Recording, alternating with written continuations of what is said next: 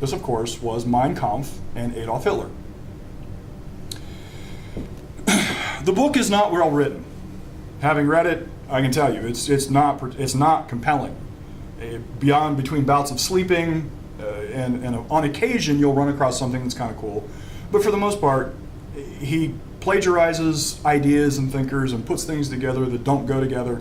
And there are some sections, and since I don't read German, I have read some comments, but there are some sections in German they can't translate because it makes no sense, even in German.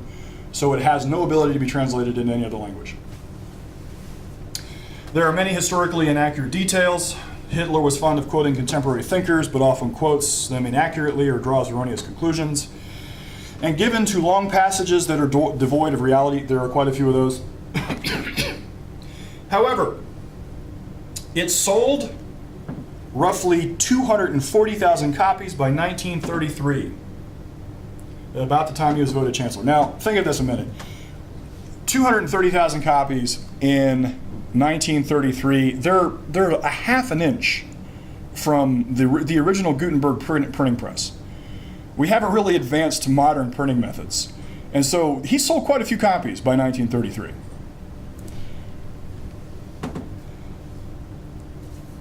After he was elected chancellor, Mein Kampf was a wedding gift to every newlywed couple and every soldier. By 1942, 10 million copies were in print of a total population of people of an excess of 65 million people. His ideas were not a secret. There's no way you could have honestly said, I don't know what this man's about. He was not a master communicator. He did not have some massive Svengali hypnosis, Chris Angel ability to compel you to think things. Like I said, I read the book and never once went Sieg Heil. Not once. This error, and the error behind this is what I want to highlight. The error behind assuming that it was his force of personality that did this leads people to ignore the ideology. It leads people to equate tyranny with the flamboyant and the charismatic. Political action is not sustained by personality. It is always ideology. Ideology is philosophy turned into political action. But there was nothing unclear about Hitler's program. Adolf was a shrewd judge of political actions and adversaries. He told everyone what he thought and how the political program should progress. He detailed rearmament in spite of the Treaty of Versailles, territorial expansion in spite of the Treaty of Versailles, the abolition of democracy, which at that time would have been, I think, the Weimar Republic, which was a joke of a government, and a commitment to socialism, the means of production, distribution, and exchange controlled by the community. His commitment to statism. He believed in the German state. He believed that the people born of the German blood were property of the German state. He believed in eugenics, the elimination of the Jewish threat. Now, mind you, he believes in eugenics, and the bulk of Germany believed in eugenics. Now, the specific application to Jews hadn't quite manifested yet. The final solution, but it still hung out there. No one really objected, and certainly no one objected to the root of genocide, which is eugenics, the assumption that the state has the right to end somebody's life for whatever reason. And ultimately, it detailed his contempt for the Catholic Church, and the reason he had contempt for the Catholic Church is because he knew German Catholics were not German first. He knew they were Catholics first, and he knew he could never impact Rome. So he knew he could never dominate them. Since he couldn't dominate Rome, he never had access to their minds. And he thought they were rich, and he had a whole list of objections. But for all of his failure, Mein Kampf revealed was threefold. It was a crystal clear picture. It was a detailed blueprint for National Socialism.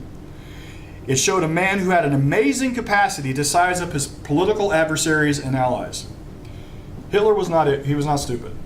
I don't know if he was necessarily a genius, but he was not a stupid man. And above all, it showed that he was a man who believed it was moral to build the first and exploit the second with impunity. And this is the bottom line. The political ideal, the social ideal, the government ideal was no secret. It was available for anyone paying attention. And the people did pay attention, and they agreed. And that is the point. National Socialism voted. The people of Germany voted to put Hitler in power. And that's because they saw no fundamental distinction between what they believed as Christians and his specific policies.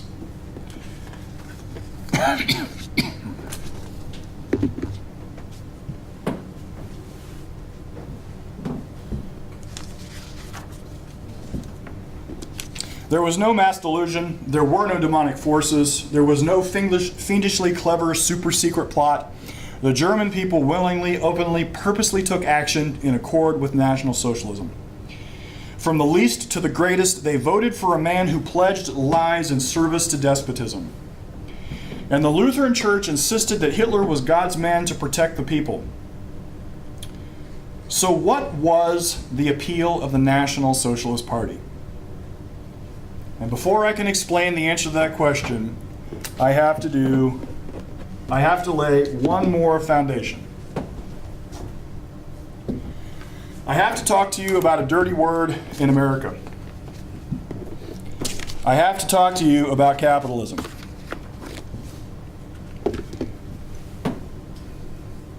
Capitalism has become a byword in the United States. Actually, a byword globally. Rarely do you hear anyone speak openly about being a capitalist. And that is because there is an all-out assault to destroy capitalism. And that assault is largely led by the fact that most people have no clue what it is. No one has ever explained it to them. And capitalism is not specifically economics. Most people are sort of vaguely aware of what economics are. Capitalism precedes economics, because until you understand capitalism, your nature of your economics, there are plenty of economic theories, but capitalism is unique. So now I'm going to actually talk to you about that. There is a common assumption that there are forms of capitalism. The governments practice various forms of capitalism. This is actually not true. There is actually only one form of capitalism. In the 18th century, a group of French economists called the physiocrats identified that wealth was the product of individual production. Now, you will remember for our discussion on John Locke, this is also the conclusion that he arrived at, that the nature of human work, individual property, was the product of physical labor, his labor. Well, the product of his labor. And the product of his labor is broken down between his reasoning power and his action to organize whatever his substance is. And the physiocrats were exactly right. This is a profound contrast. The physiocrats said that the nature of production is the source of wealth.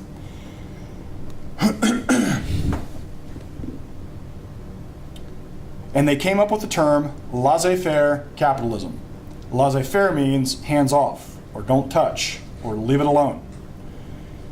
They identified correctly that individuals will solve their own product with their own production, and that the nature of that production, the government shouldn't be anywhere close to it. And this was a profound contrast to the traditional explanation of a nation's wealth. E.g., it was either the wealth of kings, the country's gold reserves, the country's arable land. They were the first to formulate the government should keep its hands off of economic transactions. Now here's where the issue of forms of capitalism come into play. Capitalism is like the definition of water. The definition of water is H2O. Now you can add a lot of things to H2O. And you can add some tasty things to H2O. You can add some sugar and some Kool-Aid, and you still have water, but you also have now Kool-Aid. And you can drink it. But if you are in the Jim Jones cult and you add something else, suddenly water becomes poison. And my metaphor is apt with capitalism. As John Locke correctly identified, it is a man's labor that produces prosperity. A man produces to advance and sustain his life. And that production is his. There is no distinction between the man and that which he produces.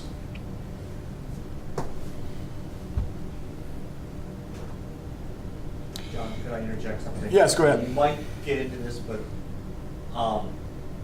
I say this to people themselves, and this is what infuriates me to no end when people are talking about jobs. Yes. And big business, and Yes. demagoguing big business, and I'll look them straight in the face and they say, the purpose of a business is not to give you a job.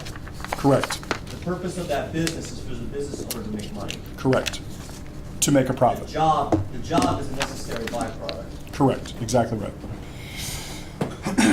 Now here's why there are no other forms of capitalism. Humans must exchange values. Let me put it this way. When you start out and you're a farmer in a basic economy, you have a seed of corn, you plant a seed of corn, and you have to wait 12 weeks for that seed of corn to come up and to actually have a harvest. Now, if you're only planting one seed and getting one ear of corn off your corn stalk, you're going to be hungry. But let's assume you have the ability to produce thousands of seeds of corn and then have a specific harvest. Now, you spent all of your time planting that corn and then specifically getting that harvest. But corn isn't shoes, and it isn't shirts, and it isn't beef. So you have to have a means by which to ultimately get these other things. The only peaceable way, the only way to get those other things is to trade.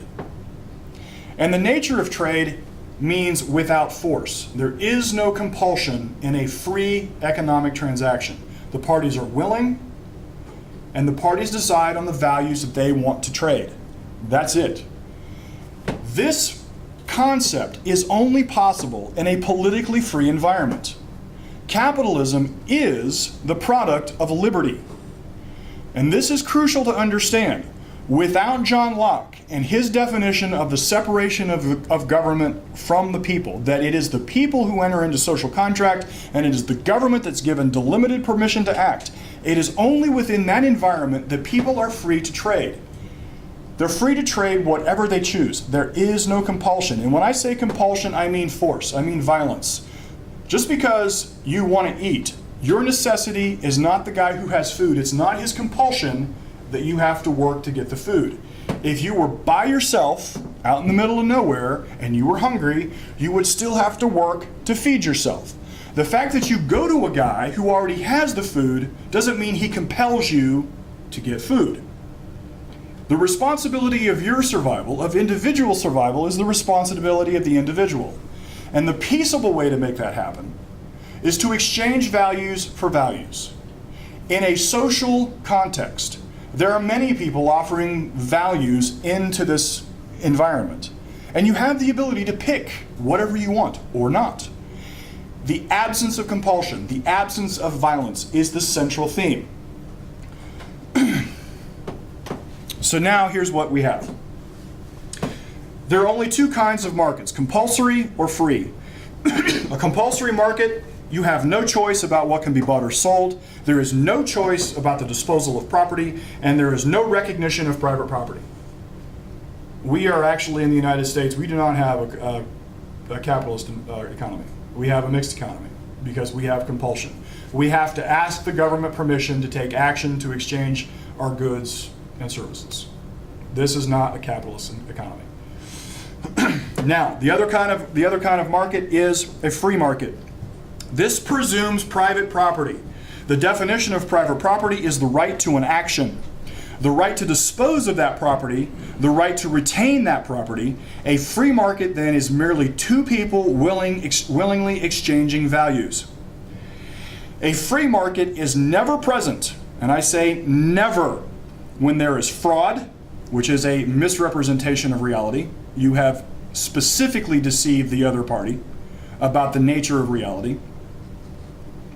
A free market is never present when there is force or implied force, which is basically extortion. They are elements of the exact same thing. So, a free market requires private property and free individuals. Actually, it goes the other way. Free individuals produce values, and they must be entitled to their private property, and private property by definition means they can dispose of it as they see fit. Now I have to give you a root discussion of money, and in the Christian world, this people are going to get a little buggy, but it can't be helped. You've got to understand what money is and what money is not. You don't work to get money. You work to create money. Let me go back to my seed planting comment.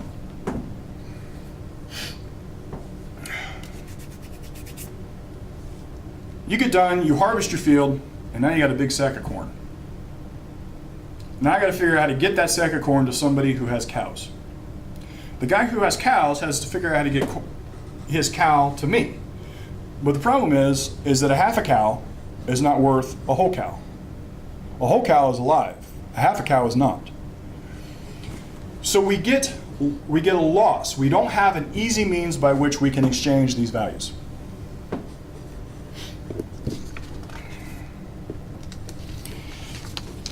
Well, this was actually exactly what happened way back. This conflict was actually what they figured out way back in the Dark Ages. In the medieval economy, the unit was built around the lord's holdings. It was self-contained and self-sustaining unit. Rents and services were rendered in military service or in kind. The local lord was obligated to his overlord with obligations who had obligations to his overlord, and the way they paid for that military service was called fiefs or fees. There was little need for money because what was the exchanges, what you needed was either local as a serf or as a lord, as a knight. All you had to do was show up with your shiny armor and kill people. So the result was that money, coins, there's very limited need for a coin. It mostly just set in a strongbox. Now you might at some point in a mad dash need to take that coin and do something with it, but for the most part, all that coin did was sit and do nothing. So this ultimately changed the attitude about the nature of money. It was not particularly practical. There was an exacerbated medieval hatred for Jews, which the relationship between Jews and money had prevailed for the bulk of the Middle Ages. Jews were the ones who murdered Jesus, and the Jews were bankers. The Jews condemned, and the church condemned usury, which is effectively interest. But this economic organization does not work at a distance. To trade in the Orient required the ability to transport wealth over vast distances. Barter is an inefficient means of exchange. Payment in kind is impractical at a distance. This requires the creation of a medium of exchange, and this was the emergence of money, a means by which we could represent a bag of corn and a half a cow.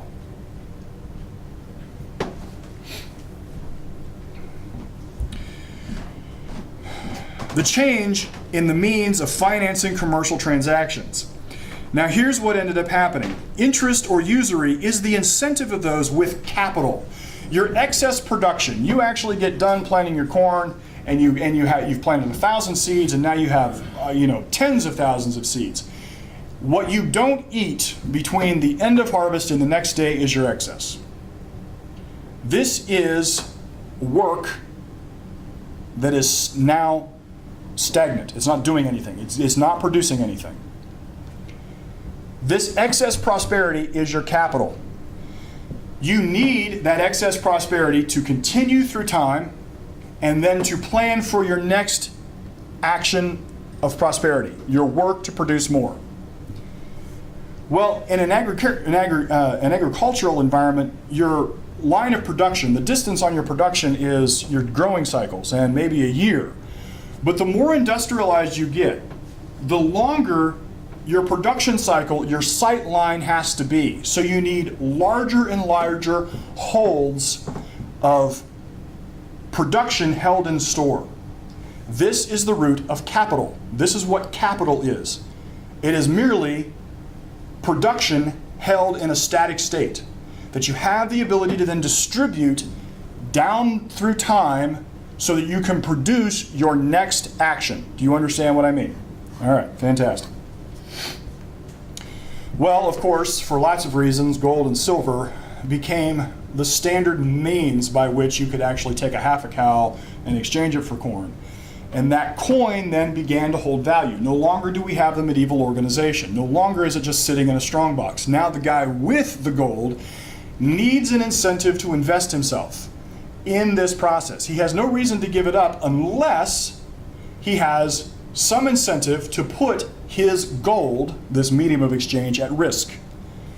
And this is the fundamental need, underlying need of a capitalist society. The ability to take static production and then give it the opportunity to be put into production by people who want to take the risk. Now, in a free market, in a capitalist culture, you have no guarantee. The government is not there to penalize you, and it's not there to advantage you. This is why I said there is only one definition of capitalism. If at any point the government enters in and compels or restrains economic action, we're no longer talking about capitalism. And this is very important because I very often hear, on the occasion that I happen to actually listen to talk radio, I am stunned at how often I hear them talking about crony capitalism. This is actually error. I wish they would stop because it is inaccurate. You put crony in front of capitalism and you no longer have capitalism. When the government is in the business of buying favors by vote, but getting money from people who need their legislative benevolence, this isn't capitalism. I don't know what to call it off the top of my head, but it is not capitalism. Capitalism is defined very specifically and very narrowly. How about bribery? Yeah, bribery. Yeah, that'll work.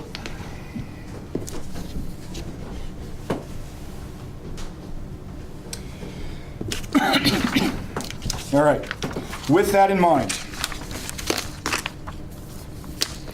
now I think we can begin to grasp exactly what the National Socialists...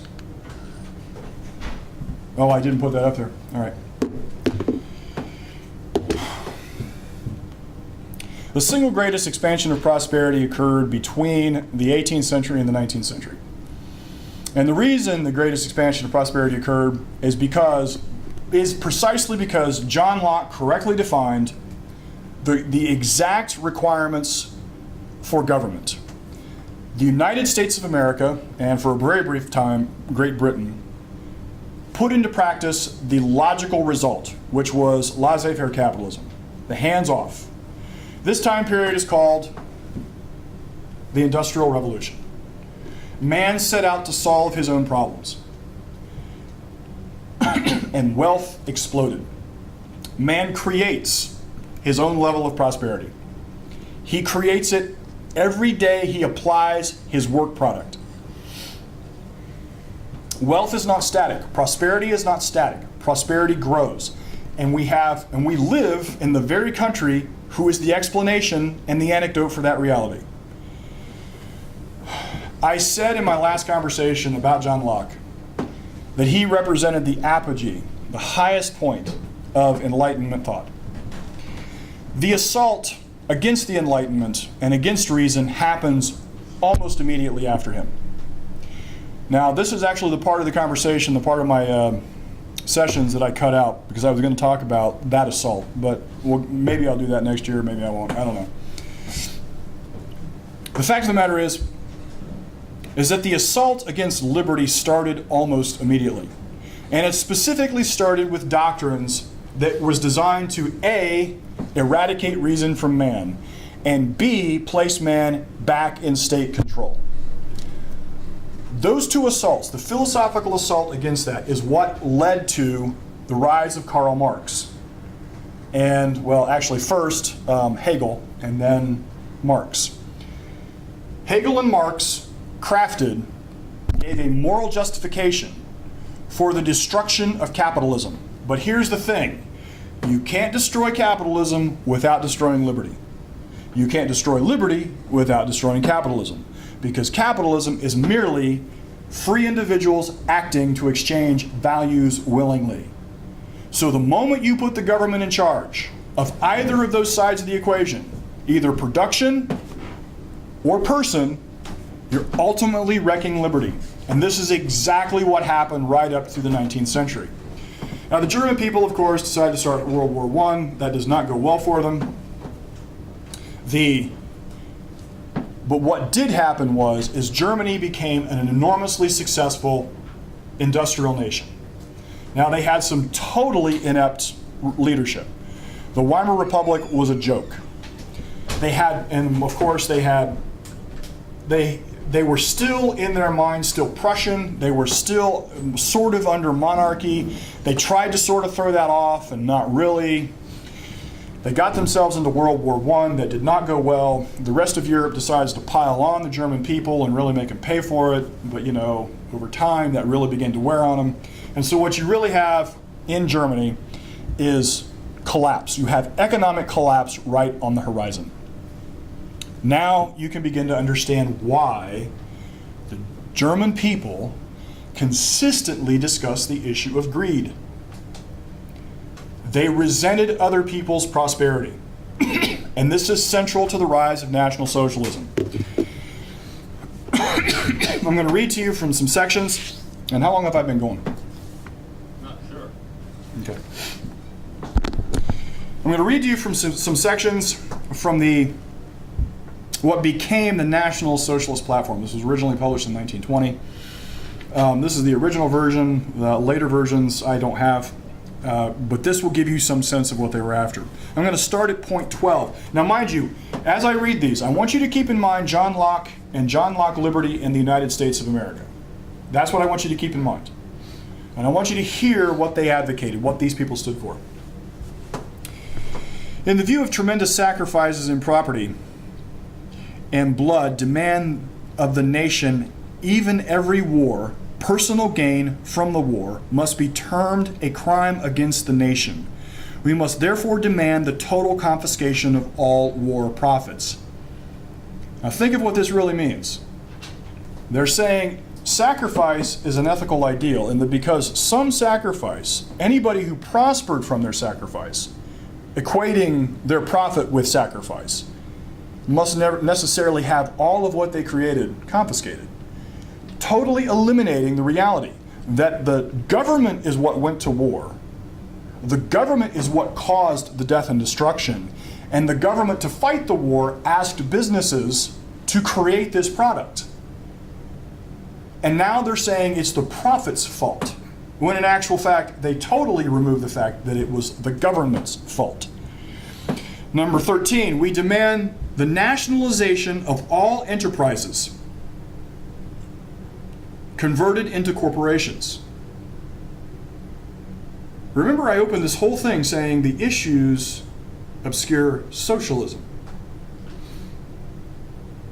The nationalization of enterprise is the nationalization, it is the government stepping in and taking private property. We demand profit sharing in large enterprises. Where have you heard that in modern American culture? The endless determination to denounce big business. As if the nation, as if the people who don't work have a moral right to the product of somebody else's work. We demand the large-scale development of old age pension schemes. We demand the creation and maintenance of a sound middle class, the immediate communication of the large department stores, the immediate communalization of large department stores, which are to be leased at low rates to small tradesmen. We demand the most careful consideration for the owners of small businesses in orders placed by national, state, and community authorities. This is the absolute eradication of private property. People who have been successful, the nature of their success necessarily means that the government should somehow penalize them for that success. The communalization of large department stores. The reason the people that got large department stores, short of government graft, they got there because they were better at delivering the best quality products for the best price to the most people. Walmart. How many people want to hammer away at Walmart? The Walmart is somehow fundamentally evil, and yet everybody benefits because Walmart gets you the best products, well, the products you're willing to pay for, at some of the best prices anywhere. Your life is better. And yet somehow, because Walmart can't be fleeced every 5 minutes for its money, there's something fundamentally evil about that. We demand land reforms in accord with our national needs and a law for expropriation without compensation of land for public purposes, abolition of ground rents, and prevention of all speculation in land. We're talking about the seizing of property. We demand ruthless battle against those who harm the common good by their activities. Now watch what they define as harm. Persons committing base crimes against the people, usurers, profiteers, etc. Usurers, in other words, bankers. Bankers were Jews. Jews had capital. Profiteers, people who made money, and are punished by death without regard to religion or race. That was their conclusion. Give us your money, and we're going to kill you. What's this now? This was what? What document are you reading? I'm reading the foundation, the platform from the National Socialist Party. This is what they were advocating. This is what they put out to the world. This is what they put. 1920. This document is 1920. Now, how does that connect with World War I? We're actually, I think, right in the middle. Isn't World War I? Doesn't World War I end 1919? Yeah. 1914 to 1918, somewhere in there. Is my history right? Yeah. I'm sure you'll get some. Ballpark. Okay. Yeah, this is right after. Now this group here, this document, unfortunately I deleted that part of the document, so I don't think I actually have. It actually has another title, but this platform is what became the National Socialist Platform.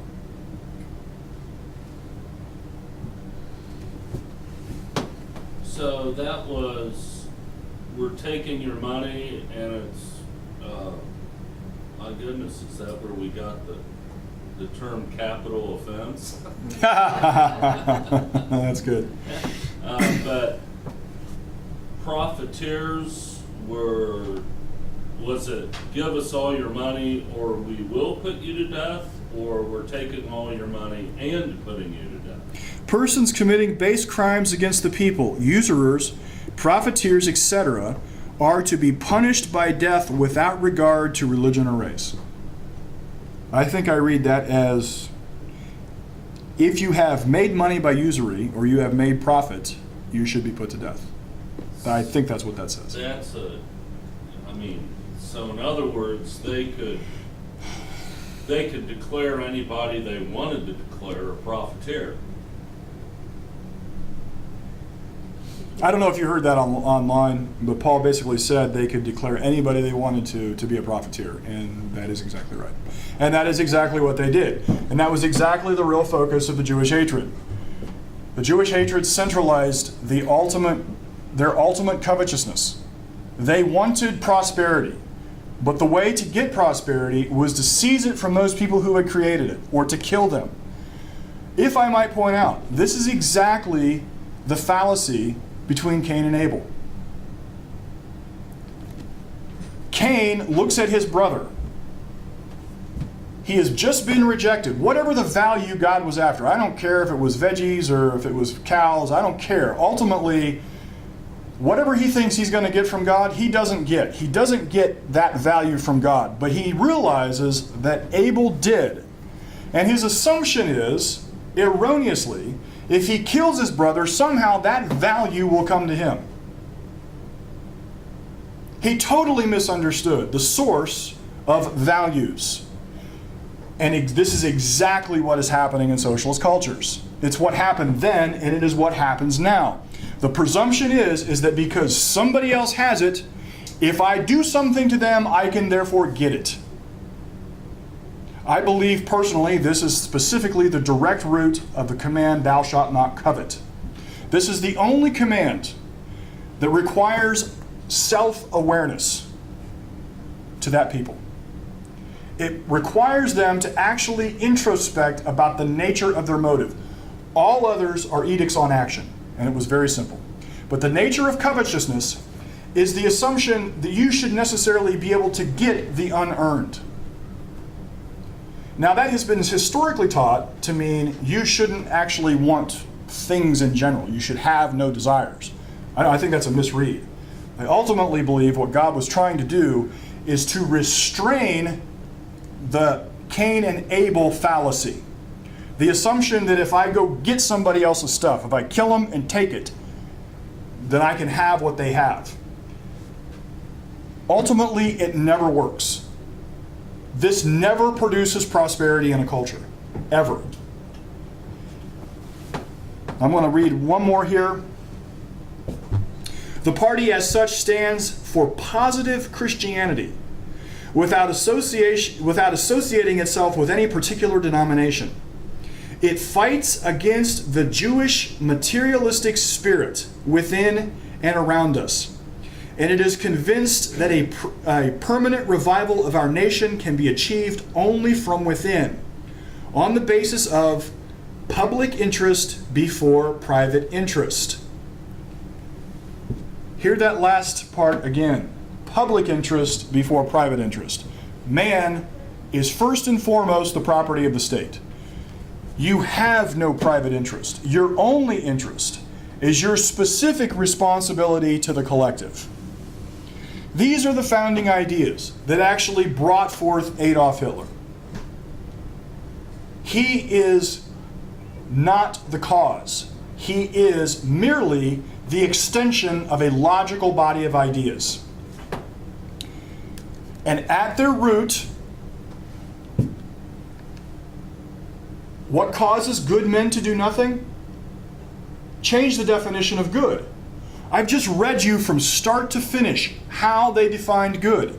And at the root, they said, man is not entitled to his own life. He's not entitled to his work product. He must sacrifice his life on behalf of the collective. They changed the definition of good. You didn't build that. You didn't build that. That's not your property. The government has to give you permission. You want to understand what actually happened in the rise of National Socialism?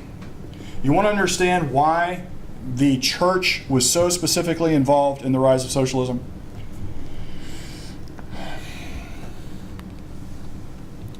Because the church fundamentally believed the exact same things.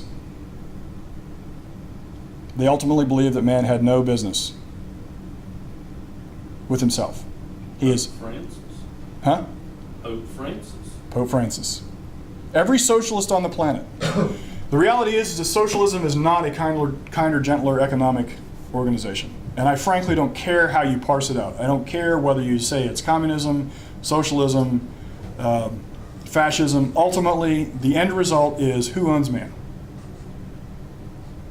And as long as the state owns man, there is no liberty. And if there is no liberty, there is no production. And if there is no production, there is no prosperity. And how did they get there? They changed the definition of good. So I'm going to stop. I've got one more I've got about another hour's worth, and I'm going to stop there.